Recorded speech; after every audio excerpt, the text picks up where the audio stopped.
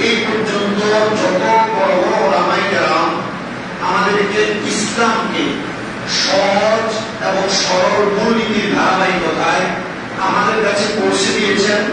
ওই ধারাবাহিকতার অনুসরণ অনুকরণে বিভিন্ন ওলামায়ে কেরাম বিভিন্ন কোরআনের আয়াত এবং বিভিন্ন হাদিসকে এক একভাবে ব্যাখ্যা করেছেন। এই ব্যাখ্যা যিনারা করেছেন, এই ব্যাখ্যাকারীদের মধ্যে সর্বশ্রেষ্ঠ হল হযরত ইমাম আযম ইমাম আবু হানিফা রাহমাতুল্লাহি আলাইহি। সবাই জোরে সোরে বলি আলহামদুলিল্লাহ। তার মাঝে এই ইমাম আযম ইমাম আবু হানিফা রাহমাতুল্লাহি আলাইহির যে মাযহাব, সে মাযহাবের নাম হলো মাযহাবে হানাফি। এই হানাফি মাযহাব ছাড়াও আরো অনেকগুলো মাযহাব রয়েছে, তার মধ্যে আরো তিনটি মাযহাব অন্যতম। হানাফির পরে হচ্ছে শাফিঈ মাযহাব, তারপরে হাম্বলি, তারপরে মালিকি। এই চারটা মাযহাব, এই চারটা মাযহাবের অনুসরণ অনুকরণের মাধ্যমে মহান আল্লাহ জাল্লা শানুহু মানব জাতিকে হেদায়েতের পথ দেখিয়েছেন। আসেন এই মাযহাব কেন আমরা মানবো? আমরা যখন বলি যে আমরা মাযহাব মানি, আমাদেরকে অনেক মানুষ প্রশ্ন করে, তো আমরা যে মাযহাব মানি ইমাম আবু হানিফা মানে হানাফি, শাফিঈ, মালিকি, হাম্বলি, এই চার মাযহাব, উল্টে প্রশ্ন করে যে তাহলে রাসূল কোন মাযহাব মেনেছেন? রাসূল কোন মাযহাব মেনেছেন এটা যদি বলা হয়, তাহলে আমরা তাদেরকে উত্তর এটা দিব যে রাসূল সাল্লাল্লাহু আলাইহি ওয়াসাল্লাম মাযহাব মানবেন কেন? রাসূল সাল্লাল্লাহু আলাইহি ওয়াসাল্লাম মাযহাব মানার জন্য আদেশ করেছেন। কিভাবে আদেশ করেছেন? আসেন আল্লাহ তাআলা কোরআন কারীমে সূরা তাওবা 100 নম্বর আয়াত, আল্লাহ তাআলা কোরআন কারীমের মধ্যে বলেন, বিসমিল্লাহির রাহমানির রহিম, والسابقون الأولون من المهاجرين والأنصار والذين اتبعوهم بإحسان رضي الله عنهم ورضوا عنه। زمان كل جوان دجرشون قوي الله أكبر। آيات كلمات تفسير করতে গিয়ে আল্লামা জালালউদ্দিন সুয়ুতী রাহমাতুল্লাহ আলাইহি ওনার তাফসীরে জালালাইন শরীফের মধ্যে উল্লেখ করতেছেন, শুধু হযরত জালালউদ্দিন সুয়ুতী রাহমাতুল্লাহ আলাইহি উল্লেখ করে নাই, তাফসীরে বাইজাবি শরীফের মধ্যে পর্যন্ত আয়াতে কারিমার তাফসীর উল্লেখ করেছেন। আল্লাহ তাআলা বলেন, অগ্রগামী প্রথম মুহাজির আনসারগণ এবং যারা তাদেরকে নিষ্ঠার সাথে অনুসরণ করেছে। এক নাম্বার যারা আনসার, আল্লাহর হাবিব সাল্লাল্লাহু আলাইহি ওয়াসাল্লামের জামানায় যারা যুদ্ধের মধ্যে অথবা নবী করিম সাল্লাল্লাহু আলাইহি ওয়াসাল্লাম মক্কা এবং মদিনায় থাকা অবস্থায় রাসূল পাক সাল্লাল্লাহু আলাইহি ওয়াসাল্লামকে সঠিকভাবে সহযোগিতা করেছে এবং যারা মুহাজির রয়েছে, এই আনসার এবং মুহাজির অথবা আনসার মুহাজির ব্যতীত এদেরকে যারা অনুসরণ করেছে, তাদের প্রতি মহান আল্লাহ তাআলা সন্তুষ্ট। আনসার এবং মুহাজিরদেরকে যারা অনুসরণ করেছে, আল্লাহ তাদের প্রতি সন্তুষ্ট। এখন আসেন আমরা কেন আনসার মুহাজিরদেরকে অনুসরণ করব? আল্লাহ তাআলা কোরআনুল কারীমের মধ্যে আয়াতে কারিমা নাযিল করে দেয়, মাইয়ুতির রাসূল ফাকাদ আতা আল্লাহ। আমার আল্লাহ তাআলা বলেন, যে ব্যক্তি রাসূলের অনুসরণ করে সেই যেন আমি আল্লাহর অনুসরণ করে। ও আল্লাহ, বুঝতে পারলাম আপনার রাসূলের অনুসরণ করলে আপনাকে অনুসরণ করা হয়ে যায়। এবার আমার রাসূল সাল্লাল্লাহু আলাইহি ওয়াসাল্লামের ব্যাপারে আল্লাহ তাআলা কোরআনুল কারীমে সূরা নিসা 59 নম্বর আয়াত নাযিল করে দিলেন, ইয়া আইয়ুহাল্লাযীনা আমানু আতিউল্লাহ ওয়া আতিউর রাসূল ওয়া উলিল আমরি মিনকুম। আল্লাহ তাআলা কোরআনুল কারীমে ঘোষণা করেন, হে ঈমানদারগণ, ইয়া আইয়ুহাল্লাযীনা আমানু, হে ঈমানদারগণ, আতিউল্লাহ, তোমরা আল্লাহর অনুগত করো, ওয়া আতিউর রাসূল, এবং রাসূলের অনুগত করো। আল্লাহ আপনার অনুগত করব, রাসূলের অনুসরণ করব। আল্লাহ তাআলা বলেন, যদি তোমরা আল্লাহকে না পাও, রাসূলকে না পাও, ওয়া উলিল আমরি মিনকুম, তোমাদের মধ্যে যারা উলিল আমর শরীয়তের জ্ঞানী, তোমাদের মধ্যে যারা কোরআন এবং হাদিস সম্পর্কে অধিক জ্ঞানী, তোমরা তাদের অনুগত করো। এই আয়াতে কারিমার তাফসীর করতেছেন হযরত জালালউদ্দিন মুহল্লি রাহমাতুল্লাহ আলাইহি। উনি বলেন, আমরা তো সরাসরি আল্লাহকে পাই নাই, আমরা তো সরাসরি রাসূলকে পাই নাই, যেহেতু আল্লাহ এবং তার রাসূলকে আমরা সরাসরি পাই নাই, আল্লাহ এবং তার রাসূলকে পাওয়ার জন্য ওয়া উলিল আমর যারা, শরীয়তের জ্ঞানী যারা, কোরআনের জ্ঞানী যারা, কোরআন এবং সুন্নাহকে মানুষের মাঝে সহজ এবং সরলভাবে প্রচার করেছেন যারা, তোমরা তাদেরকে অনুসরণ করো। বর্তমান জামানার মধ্যে বড় বড় ওলামায়ে কেরাম পর্যন্ত ফতোয়া দিচ্ছেন, বড় বড় ওলামায়ে কেরাম ঘোষণা করতেছেন, এই জামানার মধ্যে আখির জামানা পর্যন্ত যারা আমাদেরকে কোরআন এবং হাদিসকে সহজ এবং সরলভাবে দুনিয়ার জমিনের মধ্যে পরিচিত করেছেন, পরিলক্ষিত করেছেন, তারা হলো মাযহাবের ইমাম, ইমামে আযম ইমাম আবু হানিফা এবং শাফিঈ, মালিকি, হাম্বলি মাযহাবের ইমামগণ। আর এই জন্য আমরা মুসলমান সবাই কোরআন এবং সুন্নাহকে সঠিকভাবে জানার জন্য যেই কোন একটা মাযহাবের অনুসরণ করে, আর এই মাযহাবের অনুসরণ করা প্রত্যেকটা মুসলমানের জন্য ওয়াজিব। কারণ মাযহাবের অনুসরণ না করলে আমাদের পথভ্রষ্ট হওয়ার সম্ভাবনা আছে। হুজুর কেন? কারণ আমাদেরকে আলেম ওলামাগণ, মাযহাবের ইমামগণ ইসলামটাকে সহজভাবে সঠিকভাবে আমাদের কাছে প্রেজেন্টেশন করেছেন। আর এই জন্য আমরা যারা মুসলমান দাবি করি, আমরা যারা কোরআন সুন্নাহ সম্পর্কে অবগত না, আমরা সবাই আল্লাহ তাআলার প্রেরিত সবচাইতে দুনিয়ার শ্রেষ্ঠ ওলামায়ে কেরামদেরকে অনুসরণ করে আমরা একটা মাযহাবের অনুসরণ করি। জোরে বলেন সুবহানাল্লাহ। এখন আসেন, যিনারা বলে আমরা মাযহাব কেন মানবো, অথবা আমরা মাযহাব মানি না, এই ওনাদেরকে যদি বলা হয় আপনি মাযহাব যেহেতু মানেন না, কোন মাযহাবের অনুসরণ করেন না, তাহলে আপনি মাযহাবের অনুসরণ না করার কারণ কি? আপনার উস্তাদকে যদি বলা হয়, আমার উস্তাদ মনে করেন আমি একজন শিক্ষকের কাছে পড়ালেখা করেছি, তো জিজ্ঞাসা যদি করা হয় আপনি মাযহাব মানেন না, মেনে নিলাম, হানাফি, শাফিঈ, মালিকি, হাম্বলি অন্য কোন মাযহাবকে আপনি মানতেছেন না, তা আপনি মানেন কাকে? মানে আমার বড় বড় উস্তাদ যিনি আমাকে শিক্ষা দিয়েছে আমি তাদেরকে মানি, এটা একটা মাযহাব। এটা কি একটা মাযহাব? মানে কাউকে অনুসরণ করার নাম কি? মাযহাব। বলেন, কাউকে অনুসরণ করার নাম কি? মাযহাব। তো আমাদের সমাজের মধ্যে দেখবেন আমরা অনুসরণ করি, মনে করেন যারা মাযহাব মানে এরা কিন্তু বড় বড় শায়েখদেরকে মানে, ওই শায়েখদেরকে মানতে চাই, দেখেন মাযহাব থেকে বিচ্ছিন্ন হয়ে যাচ্ছে। তো মাযহাব থেকে বিচ্ছিন্ন হয়ে অন্য মাযহাবের সমালোচনা করছে, গীবত করছে, আর এই গীবত করার কারণে তার নিজেরাই পথভ্রষ্ট হয়ে যাচ্ছে। ঠিক আছে না? নিজেরাই পথভ্রষ্ট হয়ে যাচ্ছে। আমার সবার কাছে এতটুকু একটা কথাই দাবি থাকবে, সিদ্ধান্ত আপনার। আপনার জীবনকে আপনি জান্নাতের দিকে নিয়ে যাবেন না জাহান্নামের দিকে নিয়ে যাবেন, এটার দায়িত্ব, এটার বিবেক আল্লাহ তাআলা আপনাকে দিয়েছে। এই বিবেককে কাজে লাগিয়ে আপনি অনুসরণ করবেন। বলে হুজুর আমি যদি অনুসরণ করি আমার ঠিকানা কি হবে? আপনার ঠিকানা জান্নাত হবে। তবে আপনি অনুসরণ করবেন কি করবেন না এটা আপনার কাছে ছেড়ে দেওয়া হলো।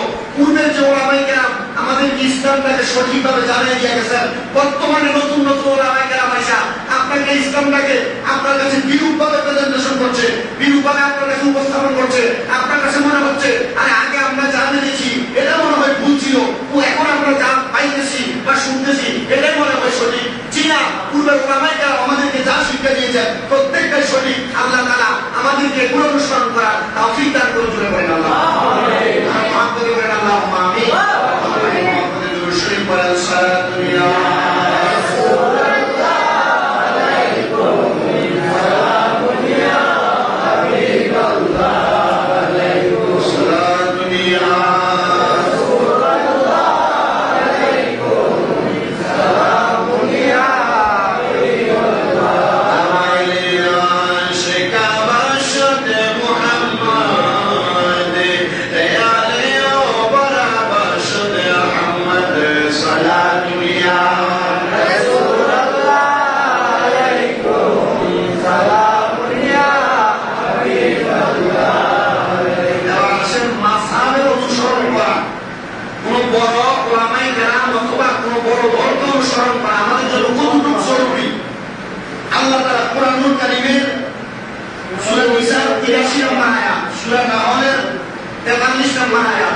দুইটা জায়গার মধ্যে আল্লাহ তাআলা কি ঘোষণা করছেন? আল্লাহ তাআলা বলছেন যে ওয়াইদা জাআহুম আমরুম মিনাল আমনি আউল খাউফি আদাউ বিহি ওয়ালাউ রুদ্দুহু ইলা রাসূলি ওয়া ইলা উলিল আমর।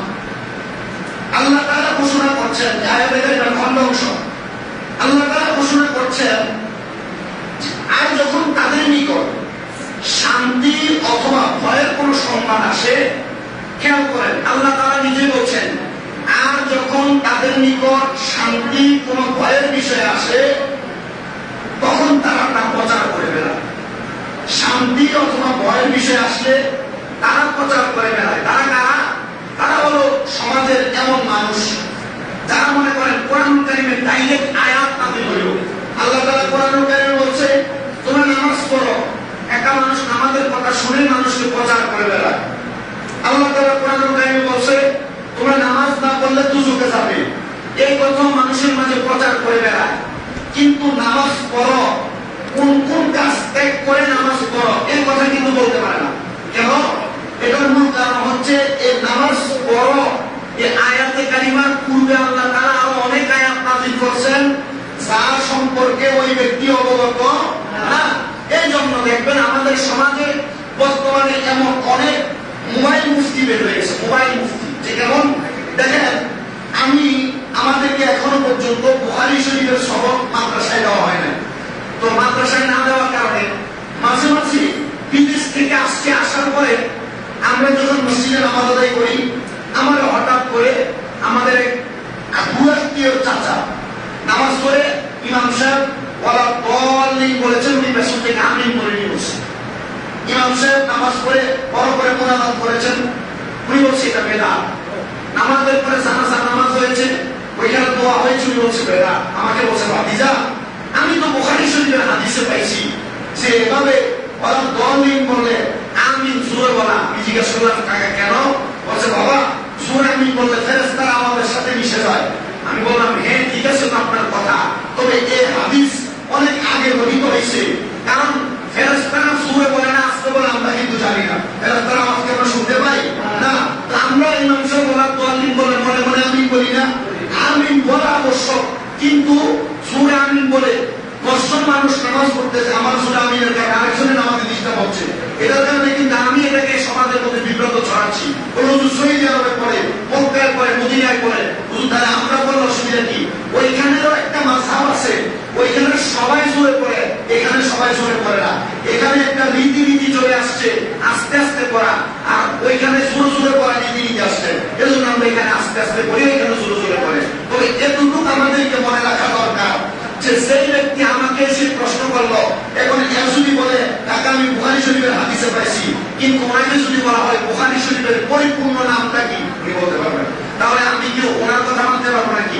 এই জন্য বর্তমান সমাজে নরমালি ভাবে মোবাইল থেকে অ্যাপস ডাউনলোড করে আপনি সাধারণ কোন কিতাব বা সাধারণ কোন বই পড়ে আপনি এমনি ফতোয়া দিয়ে দিবেন, আপনার কথা কিন্তু গ্রহণযোগ্য হবে না। কারণ একটা ফতোয়া গ্রহণযোগ্য হওয়ার জন্য ওই ব্যক্তির সর্বনিম্ন 19 থেকে 21টা এলেমের জ্ঞান লাগে। একটা বিষয় কোন মানুষকে জানাইয়া ওইটার উপরে আমল করানোর জন্য বা ফতোয়া সাবেত করানোর জন্য একজন ব্যক্তির 19 থেকে 21টা বিষয়ের জ্ঞান লাগে। সেই 19 থেকে 21টা বিষয়ের জ্ঞান আমরা যেটুকু পর্যন্ত ফার্স্ট থার্ড ইয়ার ফাইনাল দেওয়ার পরে 19টা তো অনেক দূরের কথা, পরিপূর্ণ জ্ঞানগুলো আমাদের ভিতরে আসছে কিনা আমরা শিউ দিতে পারি না। তাহলে কেমনে একজন ব্যাগ করা শার্ট করা অথবা নর্মাল কলেজে পড়া ছাত্র মোবাইলের কোরআন হাদিস শুনে আপনি কি মানতে পারেন না? আপনি কি মানতে পারেন না? এই জন্য আমাদের মানা দরকার ওই বিষয়গুলা, যে কোন বিষয় আমাদেরকে পূর্ববর্তী ওলামায়ে কেরাম যে বিষয়গুলো জানাই দিয়েছেন, মহান আল্লাহ তাআলা শানহু আমাদেরকে ওই বিষয়গুলো পরিপূর্ণ জানার তৌফিক দান করুন। সেই কথাগুলো আপনাদেরকে বলতেছি, একটু মনোযোগের সাথে খেয়াল করবেন। যখন তাদের নিকট শান্তি এবং কোন ভয়ের সংবাদ আসে তখন তারা প্রচার করে বেড়ায়। অথচ যদি তারা বিষয়টি রাসূল কিংবা কোন উলিল আমর তথা জ্ঞানবান ব্যক্তির নিকট পেশ করত, তাহলে তাদের মধ্যে যারা গবেষণা করতে সক্ষম তারা বিষয়টি উত্তম রূপে জানতে পারত। এবার আসেন এই আয়াতে কারিমা কখন কিভাবে কেমনে নাযিল হইল? এই আয়াত নাযিল হয়েছে তখন রাসূল সাল্লাল্লাহু আলাইহি সাল্লাম মসজিদে নববীতে, কোথায়? মসজিদে নববীতে 70 মতান্তরে 72 জন সদস্য একটা কমিটি বানাইছেন, যাদেরকে বলা হয়েছে আহলে সুফা। বলে তাদেরকে কি বলা হয়েছে? আহলে সুফা বলা হয়েছে। ওই আহলে সুফাদের কাজ ছিল কোরআনের কোন আয়াত নাযিল হলে, রাসূলের পাকের কোন হাদিস রাসূলের জবান মুবারক দিয়ে বললে এটাকে যাচাই বাছাই করে মুসলিম উম্মার জন্য, উম্মতে মুহাম্মদী সহজ সরল পথ পাওয়ার জন্য যেভাবে আয়াতটাকে সহজ করে দেওয়া যায় তারা এটাকে সহজ করে দিত। রাসূলের পাকের মক্কা এবং মদিনায় বিভিন্ন কর্মে তারা সহযোগিতা করত। সাল্লাল্লাহু আলাইহি সাল্লামের ওই আহলে সুফার দলের সদস্যরা যখন মসজিদে নববীতে নবীজির জবান মুবারকের কথা শুনতেছেন, এমন টাইমে অনেক ইহুদিরা বাহিরে কিছু কথা শুনে, নবীজির জবান মুবারকের ডাইরেক্ট কথা শুনে বাহিরে গিয়ে এই ব্যাপারে সমালোচনা করতেছে। ডাইরেক্ট এটার ব্যাপারে কোনো উক্তি তারা পেশ করতে না। মনে করেন আমি মসজিদে বললাম যে লা তাকরাবুস সালাহ, তোমরা নামাজ পড়িও না। এখন একজন ব্যক্তি একটু ঢুকে আমার ওয়াজ শুনছে, শুইনারে ইবাদত করবার তারে বলল যে দৌলতপুর সৌদিবারে জামে মসজিদের একজন ইমাম সাহেব উনি বলছেন লা তাকরাবুস সালাহ, তোমরা নামাজ পড়িও না। দেখছেন ইমাম সাহেব কত খারাপ মানুষ, ইমাম সাহেব মানুষের মসজিদের মিম্বরে বসে বলে তোমরা নামাজ পড়িও না। কিন্তু এই কথা বলার পরে আমি বলছি ওয়া আনতুম সুকারা, তোমরা মদ পান অবস্থায় নামাজ পড়িও না। কিন্তু এই ব্যক্তি ওয়া আনতুম সুকারা, মদ পান অবস্থায় এই কথা শুনে নাই, শুধু শুনছি ইমাম সাহেব বলছে যে তোমরা নামাজ পড়িও না। এই দুই কথা শুনে বাজারে সমালোচনা করতেছে। চীনা ওই আখিরি জামানার নবী যখন ইসলাম কায়েম করেছেন, তখন এমন কিছু মুসলিম ছিল যারা ইহুদি, এরা লেবাস লাগাইতেন সুন্দর, লাগে মসজিদে প্রবেশ করে নবীজির জবানের অর্ধেক কথা শুনে বাইরের সমালোচনা করতেন। এই জন্য আয়াত নাযিল করে দিতেন। বন্ধু আপনি তাদেরকে বলে দেন, তারা কোন আয়াত নাযিল হওয়ার পর এই আয়াত নিয়ে ডাইরেক্ট যেন কোনো সমালোচনা না করে। ইয়া রাসূলুল্লাহ, আপনি এটা তাদেরকে বলে দেন, সমালোচনা না করে তারা যেন এই কথাগুলা বা নর্মাল যে বিষয়টা তারা পরিপূর্ণ জানে নাই, এটা যেন যারা জানে তাদেরকে ভালোভাবে জিজ্ঞাসা করে। আর জিজ্ঞাসা না করে তাহলে তারা পথভ্রষ্ট হওয়ার সম্ভাবনা আছে, পথভ্রষ্ট হওয়ার সম্ভাবনা আছে। আসেন আল্লাহ তাআলা কুরআনুল কারীমের অপর আয়াত সূরা নাহলের 43 নম্বর আয়াত বলে, এগুলোকে আমার কথা নাকি আল্লাহ কুরআনুল কারীমের কথা না? একটু মনোযোগ দেন। মাযহাব কেন মানবেন? যদি বর্তমান সমাজে আপনাকে কেউ এসে বলে আমি নামাজী, আমি মাযহাব মানি না, আমি আল্লাহর কোরআন মানি, রাসূলের হাদিস মানি, এর জিজ্ঞাসা করেন কোরআনের অনুবাদ কি তুমি এমনি পাইছো নাকি? কোরআনের অনুবাদ কোন আলেম করছে? কি কথা বলে নাকি? দেখবেন আমাদের সমাজে বিভিন্ন ভাবে বিভিন্ন সময় অনেক কথা হয়, কোরআনের অনুবাদ করছে একজন হিন্দু ব্যক্তি নাকি? জি, কোরআনের অনুবাদ কোন হিন্দু ব্যক্তি করে না। কোরআনের অনুবাদ যিনি করছেন তিনি অবশ্যই বড় একজন মুকাল্লিদ আলেম, মুস্তাহিদ আলেম, আর ওনারাই কিন্তু কোরআনের অনুবাদ সহজ সরল ভাবে করছেন। আল্লাহ তাআলা আমাদেরকে বোঝার তৌফিক দান করুন বলে না। কোরআনুল কারীমের যে আয়াত সূরা নাহলের 43 নম্বর আয়াত, বাড়িতে গিয়ে কোট করে করে প্রয়োজন আয়াতটা পড়বেন। যদি বলেন যে হুজুর আমি আয়াত পড়বো, তাই আমি এর মানি কিভাবে বুঝবো? সূরা নাহলের 43 নম্বর আয়াত, এখন যে ডিজিটাল যুগ, আপনি মোবাইলে লিখা গুগলে সূরা নাহলের 43 নম্বর আয়াতের অনুবাদ দেখতে দেখবেন আপনার চোখের সামনে ফোকাস চলে আসবে। এই জন্য আল্লাহ তাআলা কোরআনুল কারীমে বলে ফাসআলু আহলা যিকরি ইন কুনতুম লা তা'লামুন। আল্লাহ তাআলা বলেন যে শোনো, তোমরা না জানা কোনো বিষয় অথবা তোমরা যা জানো না, যারা জানে তাদেরকে জিজ্ঞাসা করো। ফাসআলু আহলা যিকরি ইন কুনতুম লা তা'লামুন, যে হ্যাঁ যদি তোমরা না জানো তাহলে যারা জানে তাদেরকে জিজ্ঞাসা করো। তাহলে যে সাধারণ কোনো বিষয় অথবা অসাধারণ কোনো বিষয় যেগুলো আমরা জানি না, এগুলো আমরা জাননেওয়ালা কোন মানুষকে প্রশ্ন করবো? ওই মানুষকে প্রশ্ন করবো যে কোরআন সম্পর্কে জানে, হাদিস সম্পর্কে জানে। এই জন্য আমি আমার একটা খাসলত বানিয়ে এনেছি, যেহেতু দুই একটা কথা আপনাদের মাঝেও বলি, কোরআন সুন্নাহর দুই একটা প্রচার প্রসারণার কথা সোশ্যাল মিডিয়ার মাধ্যমে প্রচার হয় আমার কথাগুলা। মাঝে মাঝে অনেক মানুষ বিভিন্ন ফতোয়ার বিষয়ে আমাদেরকে বলেন এবং আমাকে বলে আমি এদেরকে একটা উত্তর দেই, ভাই আপনি যে আমাকে কল দিলেন একটা বিষয় জানার জন্য, এখন আমি তো কোনো মুফতি না, আমি কি না মুফতি না, আমি আপনাকে কিভাবে ফতোয়া সম্পর্কে জানাবো? এখন উনি আমাকে বলে হুজুর আপনি জানেন না, তাহলে আপনি ওয়াজ করেন কেন? আপনি এই বিষয়ে জানেন না, ওয়াজ করা এক বিষয়, ফতোয়া দেওয়া আরেক বিষয়। বলেন ওয়াজ করা এক বিষয়, ফতোয়া দেওয়া ওয়াজ করা মানে মানুষকে হেদায়েতের পথে রাখা, ফতোয়া দেওয়া মানে একটা মানুষের আমেল সাবেত করার জন্য মানুষদেরকে সহজ সরলভাবে সব এই একটা বিষয় ডাইরেক্টলি আদেশ করা। তো আমি ওনাকে বললাম শুনেন, ওয়াজ যেহেতু করা এক বিষয়, ফতোয়া দেওয়া আরেক বিষয়, আমি যদিও না জানি এই বিষয়, আমি আমার যারা উস্তাদ আছে অথবা ওনাদের যারা উস্তাদ আছে আমি তাদের কাছে চাই না, আমি আপনাকে জানাই দিতে পারবো। এখন আপনি রাজি? তখন বলে হ্যাঁ আমি রাজি আছি। তখন ওনাকে আমি না জানলেও এই ফতোয়া সম্পর্কে ওনাকে আমি আমার উস্তাদ থেকে চাই না জানিয়ে দেব। আবার এমন অনেক সময় কোন ফতোয়া আমাকে প্রশ্ন করছে, আমি জানি, জানার পরেও আমি তাকে ডাইরেক্ট উত্তর দিই না, কারণ কোনটা সঠিক ফতোয়া আর কোনটা সহজ ফতোয়া এটা আমার ফতোয়ার বিষয়গুলা আমি জানার পরে আমার একজন ভালো উস্তাদের কাছে আমি জিজ্ঞেস করি, হুজুর এই বিষয়টা তো এভাবে একজন প্রশ্ন করছে, উত্তরটা কি হতে পারে? তখন আমি যেটা জানি হুজুর আমার এটাই বলে আমি হুজুর থেকে যাই না, তারপরে জানাই। কারণ কি? কারণ আমি এখনো পরিপূর্ণ ফতোয়া দেওয়ার উপযুক্ত না বিধায় আমি আমার উস্তাদ থেকে যাই না, জানাই। এই জন্য কোরআন এবং হাদিসকে সহিভাবে জানার জন্য একজন এমন আলেমের অনুসরণ করা জরুরি, সেই আলেম মানুষকে বুঝাইলে অথবা সেই আলেম কোরআন এবং হাদিস সম্পর্কে প্রশ্ন করলেই সাথে সাথে ওই বিষয়ে উত্তর দিতে পারে। সোশ্যাল মিডিয়া, ইউটিউবে, ফেসবুকে বিভিন্ন মুফতি সাহেবরা দেখবেন ফতোয়া দেয়, একজনের প্রশ্ন করছে, হুজুর দাঁড়ায় প্রস্তাব করছে একজন ব্যক্তি, এখন এই ব্যক্তি দাঁড়ায় প্রস্তাব করার কারণে কি গুনাহ হবে? উনি বলে দিল কবিরা গুনাহ হবে। ডাইরেক্ট বলে দিচ্ছে কবিরা গুনাহ। কি কারণে কবিরা গুনাহ হবে? কোন হাদিসের ভিত্তিতে কবিরা গুনাহ হবে? এটা বলছে তখন আপনি কি করবেন? বুখারী শরীফের মধ্যে এমন হাদিস আছে, আল্লাহ রাসূল সাল্লাল্লাহু আলাইহি ওয়াসাল্লাম দাঁড়িয়ে প্রস্তাব করেছেন। কিভাবে প্রস্তাব করেছেন?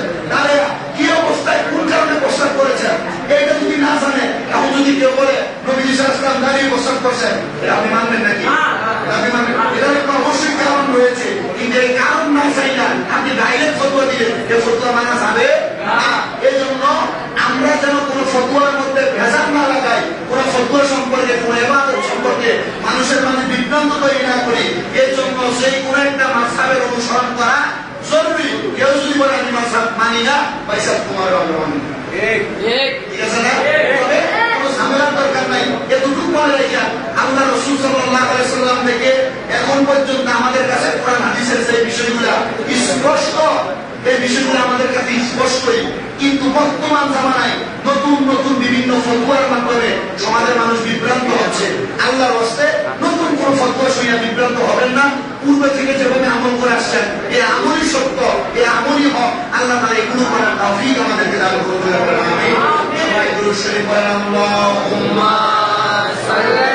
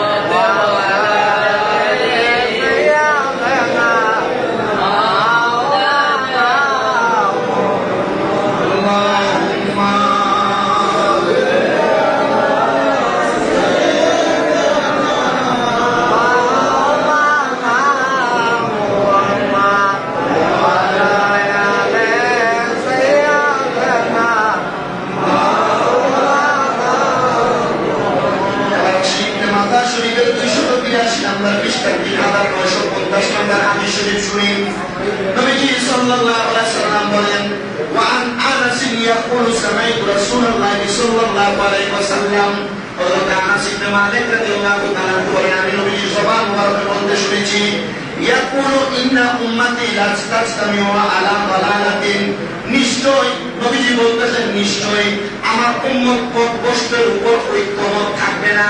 যারা পথভ্রষ্ট, যারা খারাপ, যারা অপর পথের মধ্যে চলে গিয়েছে, আমার উম্মত পথভ্রষ্টদের উপর তারা বিশ্বাস করবে না। নবীজি কেন? নবীজি বলতেছেন ফাইদা রাআইতুম ইখতিলাফান, তোমরা দেখতে পাবে অতি সত্বর তোমাদের কাছে ইখতিলাফ তৈরি হয়েছে, ফিতনা ফাসাদ তৈরি হয়েছে, বিভিন্ন মাসালা নিয়ে দ্বন্দ্ব তৈরি হয়েছে। নবীজি তখন আমরা কি করব? নবী বলেন আলাইকুম বিসসাওয়াদিল আযীম। নবী বলেন শুনো, তখন তোমরা মুহাম্মদের অনুসরণ করবা। ইয়া রাসূলুল্লাহ, মুহাম্মদের অনুসরণ আমরা কিভাবে করব? আসেন, বর্তমান জামানায় সোশ্যাল মিডিয়ায় যারা ইউজ করেন আপনারা অনেকে জানেন, একটা বিষয় নিয়ে বেশি তর্ক বিতর্ক হচ্ছে। একদল মানুষ সমাজের মধ্যে প্রচার করতেছে নবীজি সাল্লাল্লাহু আলাইহি ওয়াসাল্লাম 40 বছর বয়সে নবীজি নবী হয়েছেন, তার পূর্বে তিনি নবী ছিলেন না। আর পূর্বের যে বিষয়গুলা এগুলা আমাদের জন্য অনুসরণীয় না। কিন্তু আল্লাহ তাআলা কোরআনুল কারীম বলে লাকাদ কানা লাকুম ফি রাসূলিল্লাহি উসওয়াতুন হাসানাহ, তোমাদের জীবনে উত্তম আদর্শ হলো মুহাম্মদ সাল্লাল্লাহু আলাইহি ওয়াসাল্লামের আদর্শ। বলে নাই 40 বছর থেকে পরবর্তী সময়, বলে নাই 40 বছর থেকে আগের সময়। আমরা রাসূলকে, রাসূল মানে তখন থেকে কুনতু নাবিয়্যান ওয়া আদামু বাইনাল মাই ওয়াত তিন, রাসূল তখনও নবী যখন আদম আলাইহিস সালাতু ওয়াস সালাম মাটি এবং পানির সাথে মিশ্রিত। এজন্য বর্তমান সমাজের মধ্যে যারা মানুষকে বলতে চায় নবী 40 বছরের আগে নবী ছিলেন না, আমরা এই প্রশ্নগুলা মানব না। কেননা আমরা নবীকে তখন থেকে নবী মানি যখন আদম আলাইহিস সালাতু ওয়াস সালাম মাটি এবং পানির সাথে মিশ্রিত ছিল। ঘোষণা আমাদের নয়, ঘোষণা আল্লাহ তাআলা নবীর মাধ্যমে আমাদেরকে জানাইছেন। বলেন সুবহানাল্লাহ। তবে একটা জিনিস আমাদেরকে মানতে হবে যে কি আকাইদে আহলে সুন্নাত ওয়াল জামাত আমরা যারা দাবি করি আমাদের আকীদা নবীজি আদম আলাইহিস সালাতু ওয়াস সালাম মাটি এবং পানির সাথে মিশ্রিত থাকা আগে থেকে নবী। বিভিন্ন ফিতনা এভাবে তৈরি হচ্ছে। দেখেন বিভিন্ন দল আছে না, কিন্তু ইসলাম কি কোনো দল বিভক্ত? ইসলাম কয়টা? মুসলমানের ধর্ম কয়টা? কোরআন কয়টা? রাসূল কয়টা? আল্লাহ কয়টা? একটা। কিন্তু মুসলমান দলবদ্ধ বিভিন্ন আলাদা। আমার আকীদা আকায়েদে আহলে সুন্নাত ওয়াল জামাত, আমার বিশ্বাস নবীজি আদম আলাইহিস সালাতু ওয়াস সালাম যখন মাটি এবং পানির সাথে মিশ্রিত তখন থেকে নবী। এটা হচ্ছে আকায়েদে আহলে সুন্নাত ওয়াল জামাতের আকীদা। তো শুধু আকায়েদে আহলে সুন্নাত ওয়াল জামাত না, বিভিন্ন দল আছে, যেমন জামাত ইসলামী একটা দল, কওমি একটা দল, সালাফি লামাসাবি একটা দল আছে না।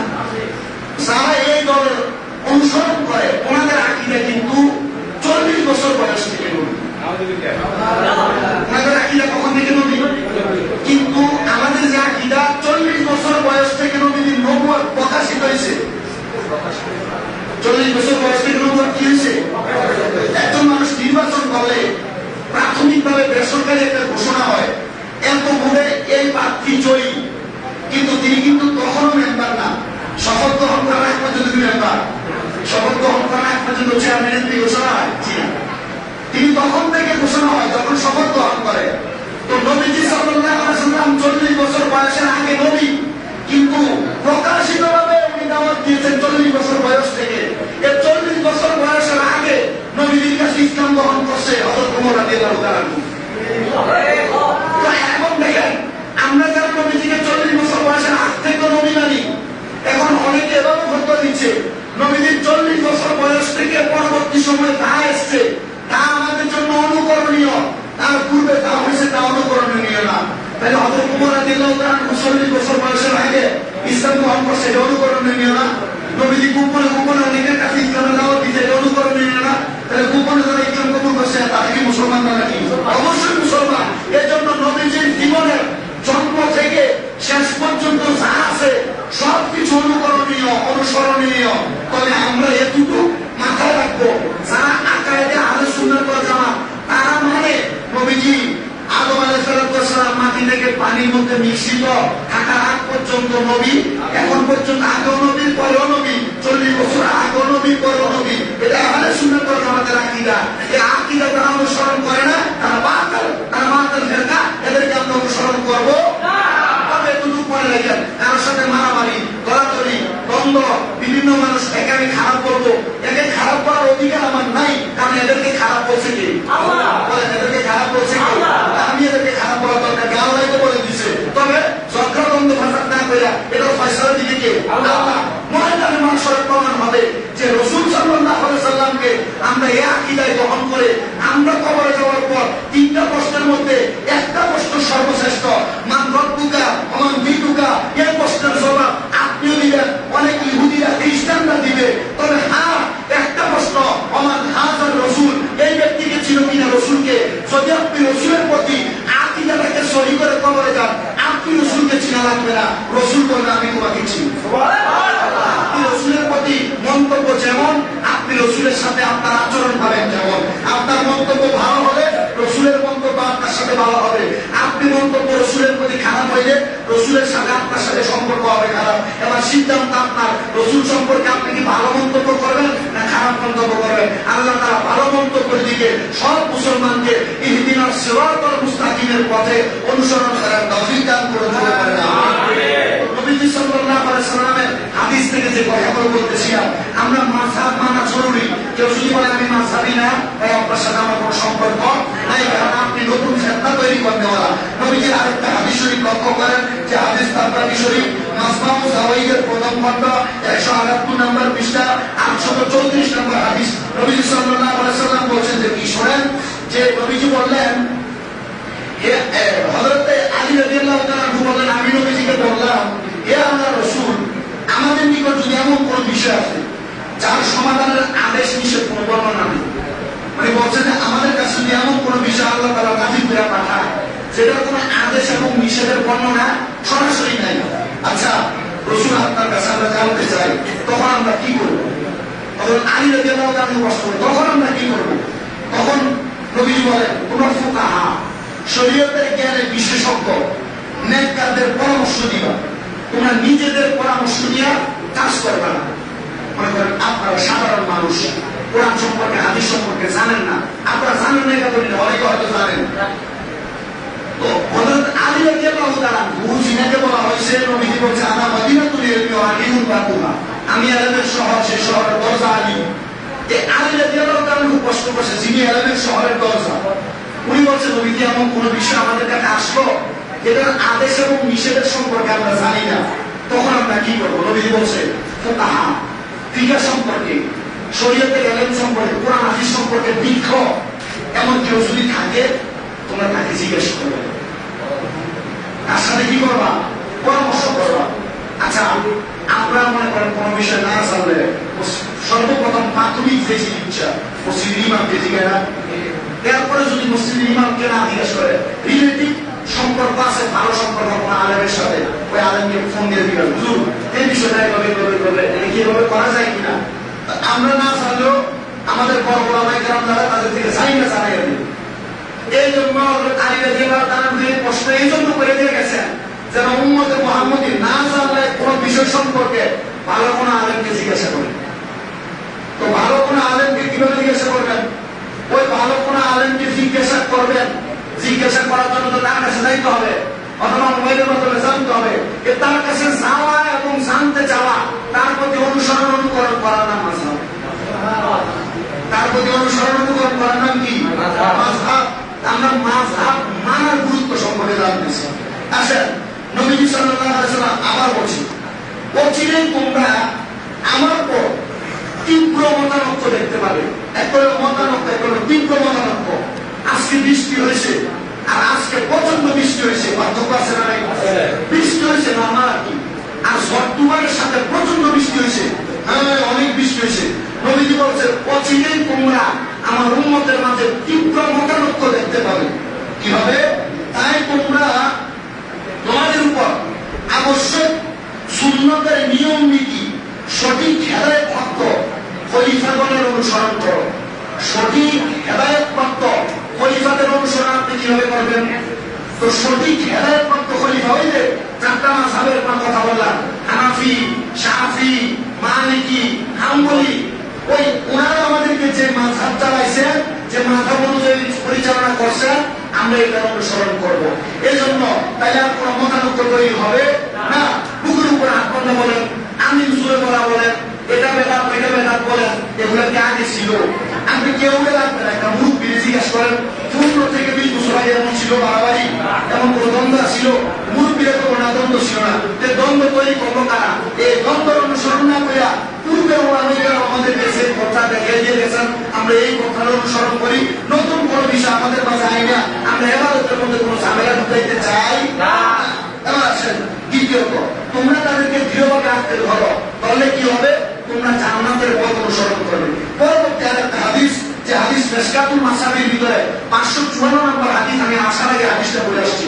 নবী সাল্লাল্লাহু আলাইহি ওয়াসাল্লাম বলছেন, আমার সাহাবীগণ নক্ষত্র তুল্য, মানে তারকার সমতুল্য, যাকে তোমরা অনুসরণ করবা এবং তোমরা হেদায়েত প্রাপ্ত হইবা।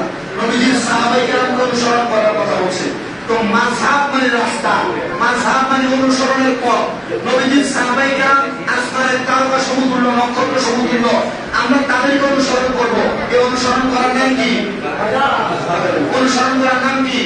আপনারা তো সুবহান নামাজ আইন কোন রকম সাহাবীরা, কারণ এই বিষয়গুলো যদি জানি না রাখেন, আপনার এই সময় আপনি না করতে পারেন, তবে হ্যাঁ একটু করে রাখেন, আগামী 5-10 বছর পরে সমাজে এমন একটা বিভ্রান্তির দিকে যাবে, সমাজের বিভিন্ন মানুষ ফতোয়া দিবে যে স্কুলে পড়ছে, কলেজে পড়ছে, কোরআন হাদিস সম্পর্কে বিন্দু পরিমাণ বিসমিল্লাহ তারকিব সহিহ করবে, সে মসজিদে এসে বলতে থাকবে নামাজ হয় না, এভাবে নামাজ পড়া ঠিক না, এভাবে দোয়া করা বেদাত, আপনাকে বলতে থাকবে, বলতেছে অলরেডি বিভিন্ন এলাকায়, বলতেছে না, বিভিন্ন এলাকায় বলতেছে। এই জন্য একটু মাথায় রাখেন, মাথায় রেখে আমি পূর্বের অনেক মুরব্বীরা জিজ্ঞেস করবো, অনেক বিষয় জানি, মুরব্বীদের কাছে পূর্বের অনেক বিষয় সম্পর্কে জানা যায়, সেগুলো কোরআন কিতাব অনেক গালাগালি করার পরে পাওয়া যায়, কিন্তু আপনারা এখন বোমাল আলহামদুলিল্লাহ সুরে সই গালাগালি করেন, এমন অনেক মুসুলি আছে বোমালের সুরে হাতে ঠিক মতো বাইর হবে না, আমাদের যেমন সত্যবাদী করতে দেয়া এ ব্যক্তি সইভাবে আলহামদুলিল্লাহ করতে পারে না, সত্যবাদী করে। এই জন্য এই বিষয়গুলো আমি কিন্তু খুব কষ্ট করে আপনাদের কাছে বলি, এই কথাগুলো বলতে আমার কষ্ট হয়, আমার শুধু কষ্ট হয় না, এইগুলো কি আপনি মনে করেন যে না হয়ে আমরা বলে দিতেছি, এই বিষয়টা মিনিমাম 3-4 বার ওইটাই এখন আপনাদের কাছে বলা লাগে। তা আপনারা যদি এই বিষয়গুলো না মানা রাখেন, চাইতে দিতে শেষ করে দেন, তাহলে আপনি এটা মাথায় রাখার চেষ্টা করবেন ইনশাআল্লাহ। পরবর্তী হাদিস শরীফ নবীজি বলেন, হযরত হুযায়ফা রাদিয়াল্লাহু তাআলা থেকে বর্ণিত, নবী করিম সাল্লাল্লাহু আলাইহি ওয়াসাল্লাম একটি দরবারে বসা, নবীজি বলছেন, আমি জানি না আমি আর কতদিন তোমাদের মাঝে থাকবো, আমার একটু শেয়ার করেন। নবীজি বলছেন, আমি জানি না আমি আর কতদিন তোমাদের মাঝে থাকবো, তাই আমার পরে তোমরা দুইজন ব্যক্তির অনুসরণ করবা। ইয়া রাসূলুল্লাহ, তারা কারা? নবী বলছেন, 1 নম্বর হযরত আবু বকর, 2 নম্বর হযরত ওমর ফারুক রাদিয়াল্লাহু তাআলা আনহুমা, এই দুইজনের অনুসরণ করবা। এই দুইজনকে তো আমরা পাইলেন বেশি পাইলেন, এই দুইজনের ধারাবাহিকতায় পরপর খেলাফতের দায়িত্ব অনেক ওলামায়ে কেরাম পাইছেন। তো এই দুইজনকে পাইতে হইলে ওনার পরে যারা আমাদের কাছে ইসলামটাকে সহজভাবে প্রেজেন্টেশন করছে, আমরা তাদেরকে অনুসরণ করা লাগবে না? এই জন্য রাসূল বলেছেন, তোমরা তাদেরকে অনুসরণ করো। দ্বিতীয় তার একটা হাদিস, হযরত মুআয রাদিয়াল্লাহু তাআলা বলেন, নবীজি আমাকে একদিন ইয়ামেনে পাঠাইছেন। মক্কা এবং মদিনা আমাদের থেকে অনেক দূর, মক্কা এবং মদিনা থেকে ইয়ামেন আরো অনেক দূর। উনি বলেন, ইয়ামেনে পাঠানোর সময় নবীজি আমাকে বলছে, তুমি কিভাবে বিচার করবা, তুমি কিভাবে বিচার করবা। আমাকে একজন মসজিদের দায়িত্ব দিল জুমা পড়ানোর জন্য। তখন আমার আয়েশা বলল, তুমি যে জুমায় ওয়াজ করবা, কিভাবে ওয়াজ করবো? আমি যদি বলি আমার সেন্দাবাল্লাহকে আমি ওয়াজ করবো, তাহলে আমি যদি উত্তর দেই আমি কোরআন থেকে ওয়াজ করবো, এমন আমরা উনি বলবো, মনে করে এই বিষয়টা কোরআনে নাই, এমন অনেক বিষয় আছে যে বলে হুজুর কোরআনে তো সবই আছে। জি না, আপনারা এটা কাইলের কথা খেলাই বলেন, আল্লাহ তাআলা কোরআনের ভিতরে দিয়েছেন অনেক বিষয়, কিন্তু এই বিষয়টাকে স্পষ্ট করে দেন নাই, এই বিষয় স্পষ্ট করছে হাদিসে। বলেন, এই বিষয় স্পষ্ট করছে কোথায়? হাদিসে। তো মুআয রাদিয়াল্লাহু তাআলা আনহুকে রাসূল বলেন, তুমি বিচার করবে কিভাবে? মুআয রাদিয়াল্লাহু তাআলা আনহু বলছে, আমি আল্লাহর কিতাবে যা আছে তা থেকে ফয়সালা করবো। নবী উল্টে মুআয রাদিয়াল্লাহু তাআলা আনহু প্রশ্ন করেন, মনে করে এটা দেখেন, যদি বললেন আল্লাহর কিতাবে সুস্পষ্ট কোন নির্দিষ্ট নির্দেশনা না থাকে, তাইলে তুমি এটা বর্ণনা কিভাবে দিবা? ওই যে আমি বলছি স্পষ্ট করে পাবো, তখন নবী যে আমার মুআযকে প্রশ্ন করছে, যদি এটা কোরআন স্পষ্ট না থাকে তাহলে তুমি এটা কিভাবে দিবা? এবার তিনি বলছে, আমি আল্লাহর রাসূলের হাদিস থেকে দিব। নবী সাল্লাল্লাহু আলাইহি ওয়াসাল্লাম এবার উল্টে আমার প্রশ্ন করছে, আচ্ছা কোরআনেও সুস্পষ্ট না, হাদিসেও সুস্পষ্ট না, এবার কি করবো? আল্লাহ রাসূল সাল্লাল্লাহু আলাইহি ওয়াসাল্লাম কোরআনও নাই হাদিসও নাই, এবার কি করবো? এটা আপনি আমাকে প্রশ্ন করলেন। মুআয রাদিয়াল্লাহু তাআলা উত্তর দিলেন, কোরআন এবং হাদিসে আছে কিন্তু সুস্পষ্ট না, সুস্পষ্ট না। আপনারা দলিল সাইডের দলিল একটা, আরএস আর বিএস আরেকটা, আরএস বিএস এর খতিয়ান যাচাই করলে দলিলের পরিপূর্ণতা পাওয়া যায় না, পরিপূর্ণতা পাওয়া যায়। এবার মুআয রাদিয়াল্লাহু তাআলা বলছে, কোরআন এবং হাদিসকে সমন্বয় করে আমি মুআয সহ ওই জামানায় বড় বড় ওলামায়ে কেরাম একত্রিত হইয়া যেটা ফতোয়া সাবেত হয় এটাকে বলে ইজতিহাদ। এটা কি বলে? ইজতিহাদ। এই ইজতিহাদ যারা করে তাদেরকে বলা হয় মুজতাহিদ। এই মুজতাহিদকে যারা অনুসরণ করে তারা হইল মাযহাব অনুসরণকারী। উনি বলেন, কোরআন এবং হাদিস যাচাই করে যেটা ফয়সালা হবে সেটা আমি মানুষের মাঝে প্রচার করব। তো নবীজি সাল্লাল্লাহু আলাইহি ওয়াসাল্লাম আল্লাহর কাছে দোয়া করতেছে, সমস্ত প্রশংসা ওই আল্লাহ যিনি তার প্রেরিত রাসূলের সামনে তোমাকে এমন ক্ষমতা দিয়েছে এই উত্তর দেওয়ার জন্য। তোমাকে এমন ক্ষমতা দিয়েছে এই উত্তর দেওয়ার জন্য। মুআয রাদিয়াল্লাহু তাআলা আনহু কয়, ইয়া রাসূলুল্লাহ, আপনি যদি দোয়া করেন, শুধু আমি মুআয নয়, কিয়ামত রাত পর্যন্ত